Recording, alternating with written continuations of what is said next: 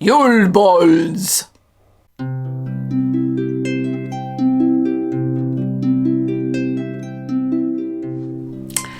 Hello and welcome to Grumpy Old Crone with me, Annie. I am genuinely quite grumpy. I'm certainly not in the dewy first flush of youth, and I dried up like an old prune about 8 years ago, so definitely an old crone too.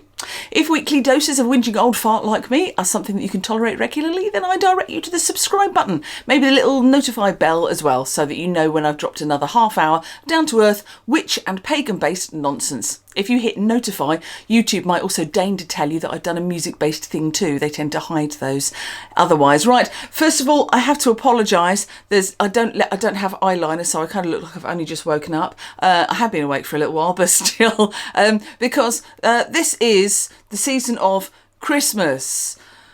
Yule for many of us watching this, but Christmas for the rest of society. And when you're a musician, as I am in my day job, that's when things get a bit mad. So I am attempting to record this before I go out for one section of gigs, before going on to another this evening and some more tomorrow.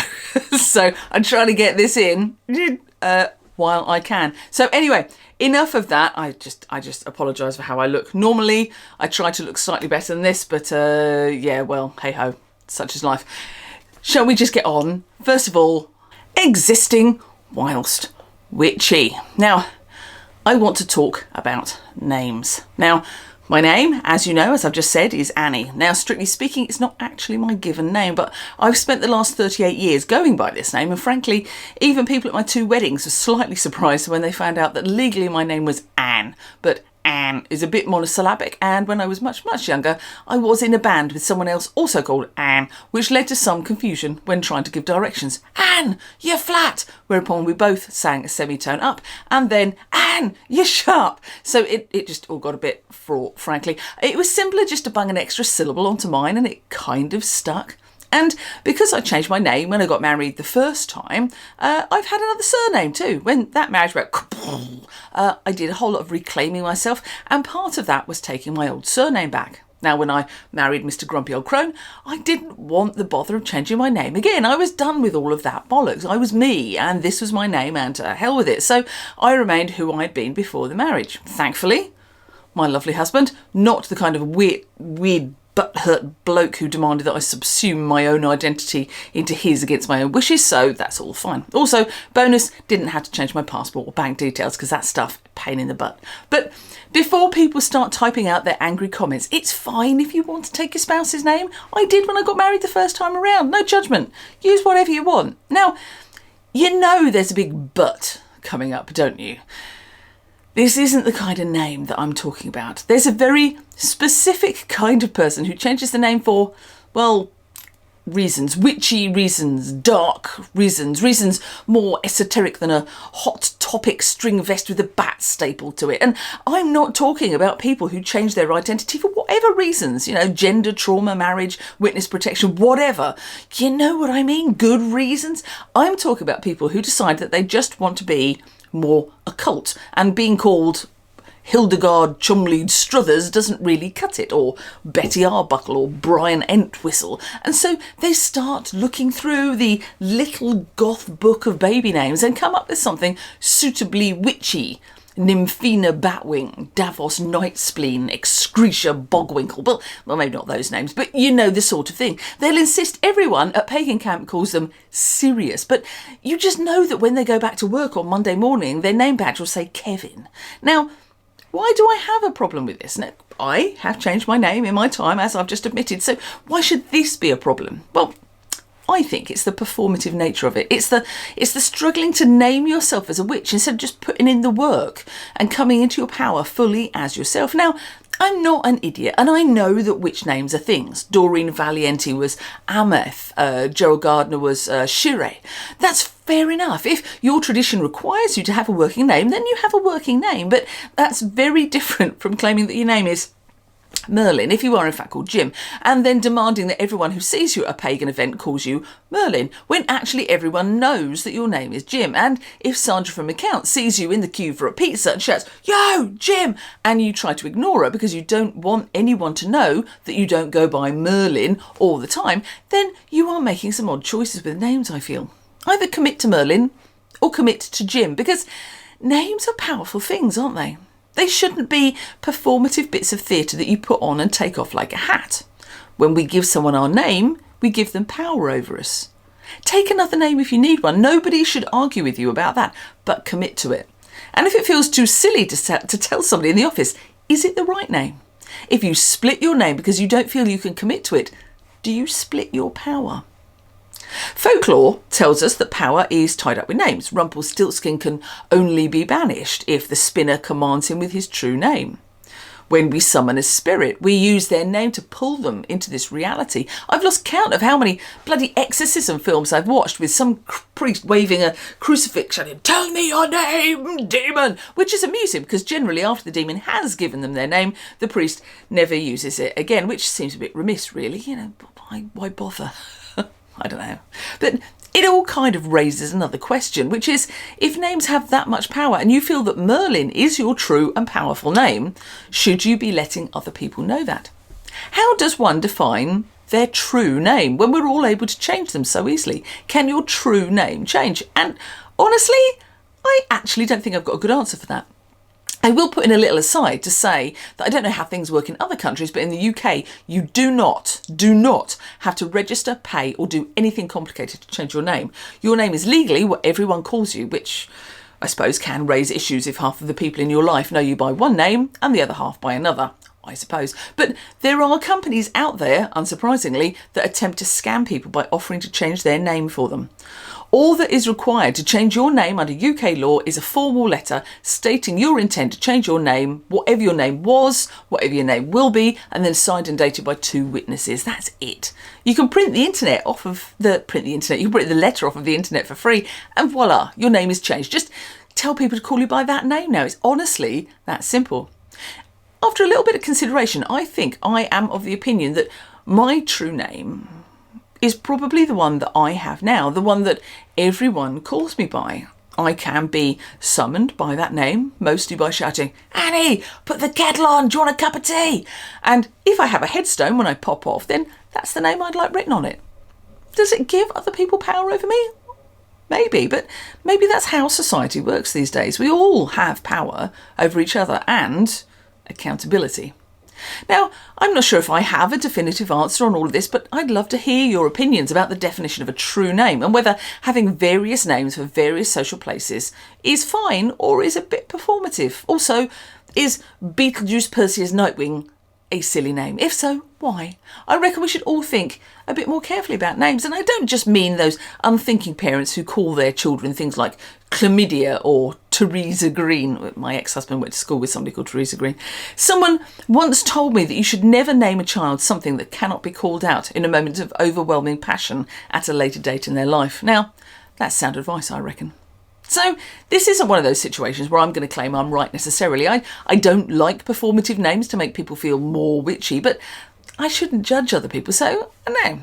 What do you think? I'm curious. I'm genuinely curious. Right. Shall we, having discussed names quite a lot, shall we segue into meat and 2 potatoes? Well, here we are, dearest cronies, well and truly into the first week of December, which means just one thing. Yule balls! Simultaneously, the stupidest witchy idea, but the most pleasant, seasonal, non-sweary swear. Yule balls! I can promise you for the next 3 weeks, this word will feature repeatedly in my house. I may have just commissioned a piece of art as well. Whoops. Sorry. Well, not very sorry. Yule balls! It's Yule! It's balls! It's Yule balls! And yeah, everywhere we look on the internet, as people interested in small witch-centred businesses, we are going to be shown one thing time and time again. Yule balls, however you care to spell it. We are now firmly into the season of people starting up tiny kitchen table witchy businesses and deciding that the thing that the world needs more than anything else is see-through plastic Christmas baubles from Hobbycraft or Temu, if you're prepared to wait a couple of weeks, filled with whatever leftover herbs they didn't put into the spag bowl last week. They will have melted a candle on the top, so there's a bit of dribbly wax on there. It obviously isn't magical if it doesn't feature dribbly wax. And if you're lucky, a cheap Temu pentacle charm and some string. If it's really cheap and nasty string, it will be marketed as rustic. If you've watched any of the Yule videos from last year, you may notice with me a recurring issue with Yule balls, as I get quite annoyed by them this year. And it's the same thing again, because they're just popping up even more. Obviously, people looking for cheap things to market to people with more money than sense have Googled, what do witches buy at Christmas? And the AI slop answer is witch balls, Yule balls.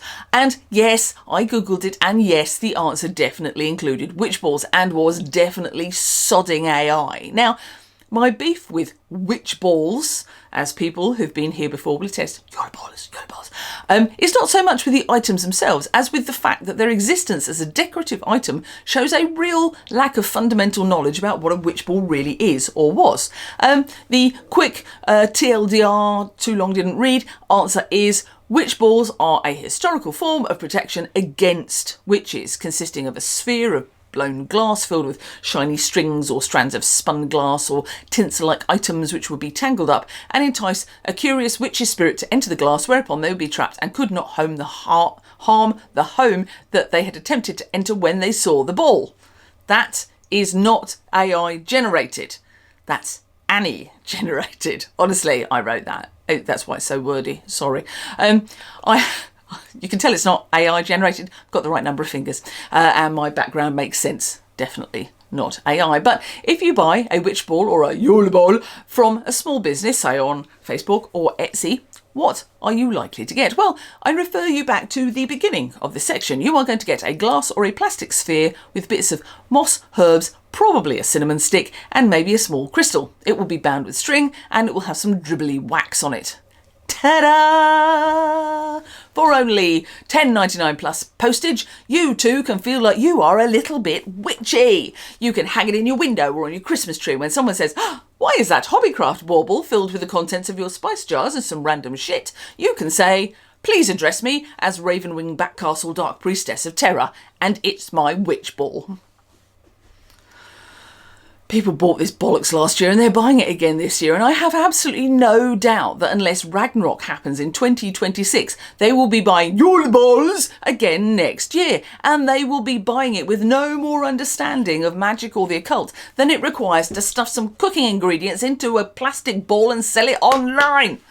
Frankly, it grinds my gears every single year I see it. Why? Well, make sure you've got a cup of tea to hand, because I thought I had 11 months to recover from the irritation that I felt about this last year. It turns out that I actually just had 11 months to work myself up into a frothing rage all over again.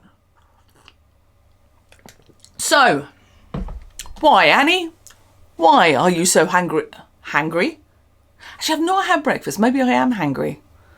Well, I'm angry. Anyway, so why, Annie, and why are you so angry?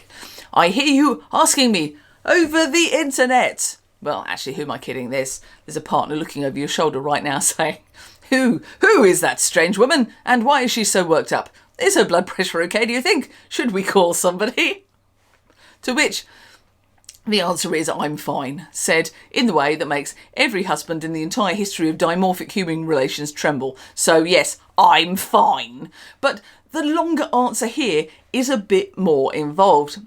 Probably the thing that makes me angriest, but that I have the least evidence for, is this. I suspect that these are mostly made by people who don't have a real clue about magic. They are the people who just say, magic is just intention, and then try really hard to sell you a whole load of homemade magical kit. Now, I don't have a problem buying magical kit, as anyone who's hung out on this channel for a while will attest, but I'll buy it from people who actually understand, you know, why different wand woods have different uses. Don't be using that blackthorn rod to bless a hand fasting. And what different herbs and oils and incantations will actually do in the right hands. Thank you very much. And if they're selling witch balls or Yule balls and claiming that they are a form of protective magic, Yule balls, it's great to say, isn't it? I do recommend it. Yule balls. Anyway, sorry. But if they are selling it as a form of protective magic, then I'm sorry, but I don't think they have a very strong grasp on how magic works. Now, I'm very aware that there are probably some truly lovely people watching this who are very cross at me right now, and I'm sorry, but yeah, it is really what I think. Let's look at this, shall we? So you've taken a small container, glass or plastic, although yuck, I'd never use plastic, well, and you've put some stuff in it. You've hung it somewhere as a form of storage, okay? You are storing it in your window or on your Christmas tree. Fair enough. Now, I would say that that is, in fact, a perfectly acceptable piece of magic working, as long as you've done it at the right time of the lunar cycle, used the right herbs, blessed it, etc., etc. But is it a witch ball? Yule balls is. No, it is, in fact, a perfectly good jar spell. The shape of your jar may differ. Instead of being in a tasty, tasty mason jar, it is, in fact, in a little sphere. But magic doesn't care about the shape, I don't think. But if you are putting things into a sealed jar with proper intention and energetic manipulation, then make no mistake, you have made a spell jar. And actually, there's not a damn thing wrong with that. Spell jars are awesome.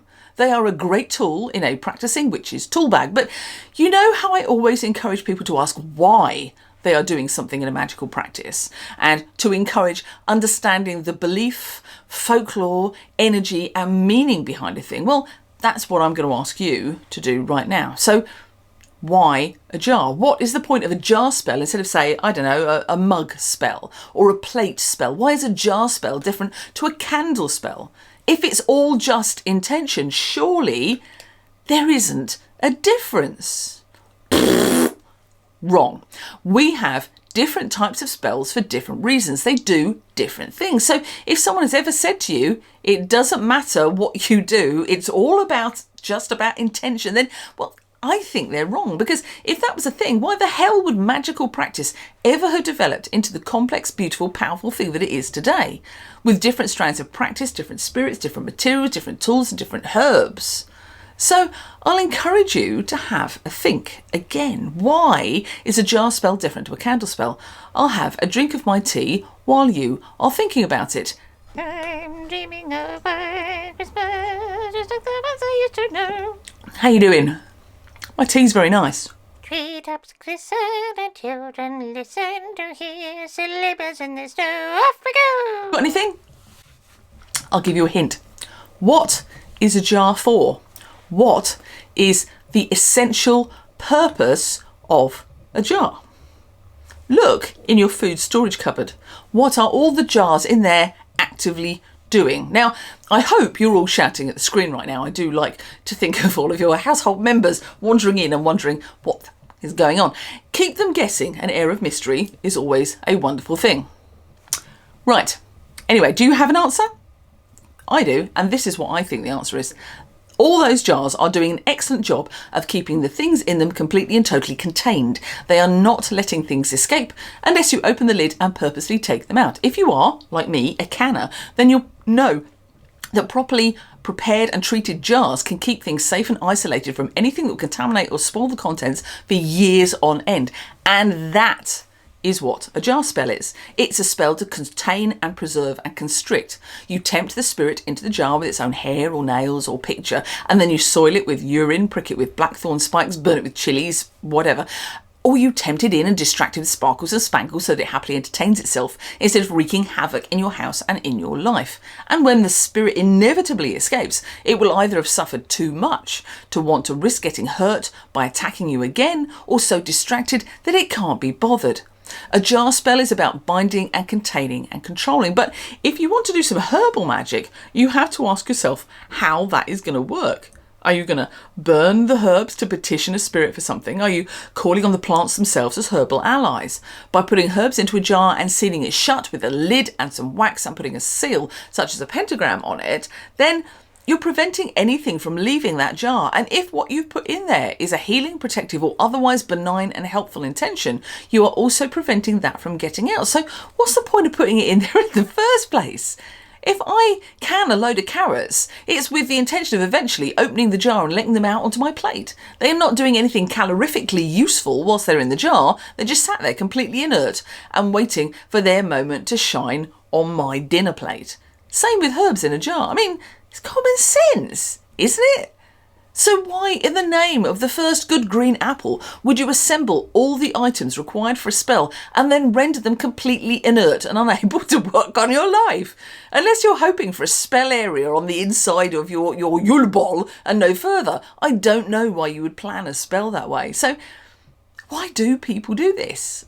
I mean, I am, as you've absolutely guessed by this point, a cynic. I mean, I'm a hopeful cynic, but I'm still a cynic. And I think the vast majority of people do this because... Wait for it.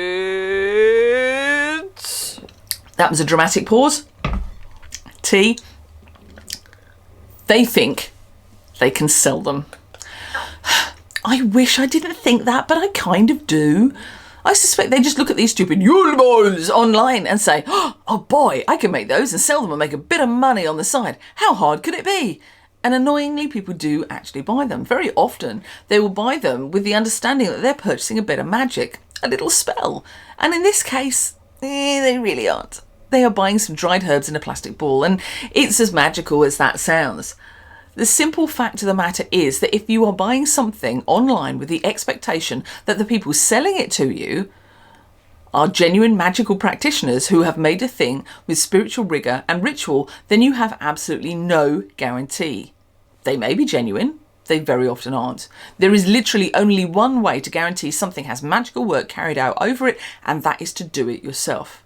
Now, I will say here and now that I don't believe a bunch of dried herbs in a plastic ball has any magical purpose at all. However, it can look pretty. And if you'd like it to look pretty, then please, I implore you, go to Hobbycraft yourself and buy some of their pretty fillable glass baubles. They're like a couple of quid or something. Whilst you are there, buy some modelling moss and some ribbon. Pop next door to the supermarket and get some cinnamon sticks and dried herbs. Go home, pour a glass of wine. Stick all the that you bought into the balls. Tie a bit of ribbon on. For a tenner, you've probably got enough to make a few Yule bols. Give them to your friends. Stick them on your tree. Drink your wine. Admire how nice they look. Perfect. Have another wine. Maybe put some dribbly wax on them. But if you want them to actually do something energetically, then get your hands dirty. Sit at your altar. Burn the herbs, petition the spirits, engrave and anoint the candles, write the petitions, put the work in. Don't worry about getting it wrong. Experiment, analyse, make notes, repeat with changes, wash, rinse, repeat, because that's the way to guarantee getting real magic. Do it yourself. I've said it before and I'll say it again ad infinitum. Witchcraft is traditionally the last hope of the helpless, and it is an art meant to be practiced by anyone who needs it. If you were interested enough to click on this video, thank you, and stick with it this far, then you are 100% able to do this for yourself. And I promise it will be 100% more effective, even when you're just starting with it, than buying a plastic ball full of modelling moss and lavender with a bit of dribbly wax and a pentacle drawn in Sharpie on it. And the best thing of all is that it's a lovely, fun and liberating way to spend half an hour of an evening. Make up some little wearable bags with herbs in. Whisper the intent into each bag as you put the herbs in. You know, here's lavender for rest, here's rose for love, here's chili for spice, here's mugwort for dreaming. And as I place this bag under my pillow, I want a really naughty dream about Jason Momoa, please. Woo! Yule bols. Anyway, Yule bols.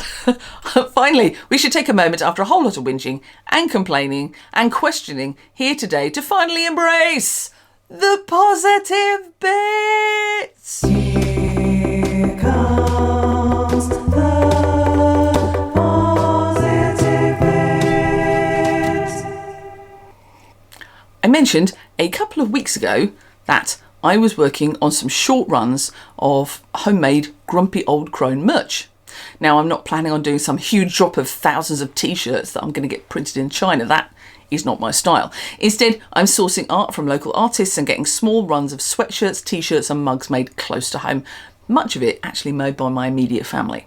I spent the last couple of weeks planning, sourcing and having the world's stupidest learning curve when it comes to making high quality printed stuff at home. And today, I actually made the first thing. It's a mug. And I'm ridiculously excited by it. My daughter, the lovely and super talented artist and maker, Ceaseless Ideals, I'll leave a link to both of her Instagrams. She draws beautiful things on Ceaseless Ideals and makes gorgeous costumes and clothes on Mossier's Ghost. Sorry, brief diversion into proud motherhood there. But yes, she came over and we spent the better part of the day wrestling with various bits of technology and generally making a really huge mess in Mr. Grumpy Old Crone's showroom upstairs. We've commandeered a corner to be our making grotto, and we will be hiding out there, making things, giggling and plotting world domination. In terms of world domination, I'm fairly sure that she's the brain and I'm Pinky, but that's how these things work, I guess. But here's the prototype mug. I'm so proud of it. So I am going to tweak the design a bit, but the basic fact that we've actually managed to make one astounds me. The best thing about this mug is the fact that I was so focused on getting it made that I very nearly put the design on it upside down. Thankfully, my daughter, helpful to the last, noticed at the last minute, and we managed to snatch success back from the jaws of failure. High-tech crafting is a whole new thing for me, and I'm really kind of proud of myself for managing to do it. My kind of crafting is usually much of the shave a sheep and make a jumper kind of a thing. I love to make things from as close to first principles as I can get. I spin, I knit, I crochet, I sew, I needle felt, I occasionally do patchwork and stuff, but it is very much all from as close to the source of the base material of the craft as I can get. I don't weave, but that's only because I genuinely don't have room for even a tiny weaving setup. Our house is completely stuffed, so I have to buy fabric. Whoa, whoa, whoa. Then obviously I have to find somewhere to put it because, as someone very wise said, buying fabric and making things out of fabric are two completely separate hobbies. The same also goes for buying and reading books, I will say. So, whilst I'm happily tech savvy on many levels, videoing, editing, uploading, graphics, SEO, all that stuff, I enjoy that, that's fun. Making things with complicated bits of machinery and converting the designs that you planned on paper or in your head into actual real lovely things is, it feels a little bit like magic did when I first started that. It's teasing something out of the ether and making it real with machinery and artistry and thought and creativity, and it's very, very new to me, and I'm boggled that I managed to get it to work. There were some exciting moments. If you've never seen that Eddie Izzard sketch about trying to get your computer to talk to your printer before, then I recommend looking it up and watching it. What do you mean? Printer not found? It's right there. Look. Yes, that was us. Thankfully, turning everything off and then on again and swapping out a whole load of cables seemed to work, so hurrah. I have no idea what god is in charge of making computers talk to each other, but I should have sacrificed a biscuit to them for sure. Mr. Grumpy Old Crone and I are currently listening to The Hogfather as our bedtime audio book reading at the moment for obvious reasons. If you don't know what those reasons are, then I really recommend reading some Terry Pratchett, working up to The Hogfather next Yule. You'll need to have read Mort and Soul Music for you to see the true value and funny parts of it. But honestly, every pagan with a sense of humour should read The Hogfather in December. I mean, what was the purpose of that digression? Yes, it was questioning what god controls printed dialogue boxes. Answer, I don't know, but he's bloody annoying. Anyway, we got it done. We shouted, we gesticulated, we laid on the floor and despaired slightly, but we got it done. We have a usable mug. It's even printed the right way up. So now I just need to get some photographs taken as soon as it stops bloody raining, and then we'll be able to start getting things online. I'm very, very excited. So thank you for joining me in my excitement. I just really, really wanted to show you my not upside down mug. And now, as we come to the end of our time for this week, here's my blessing for today. Now, if this week brings you a struggle and something that you feel is just too difficult and you begin to doubt your ability to complete it, then may you find a way to sit in stillness with that and find peace within the boundaries of your anger and annoyance. May that peace be the door into the place within yourself that allows you to achieve things that seemed too difficult before, and may you feel pride in those achievements. Right, I am off to finish drinking my tea and then go Christmas caroling. Oh, it's a weird old thing this much time in December for a pagan spent singing about Jesus. But, you know, I do believe they're the last great community songs, so away in a manger we'll go. Happy Yule, and I'll see you next week. Bye!